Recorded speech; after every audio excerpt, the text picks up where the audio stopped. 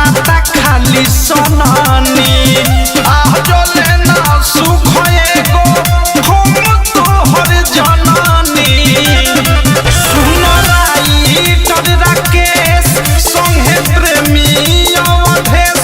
अनुराग जैसन नाही पूछे ला तू हला भाई राजा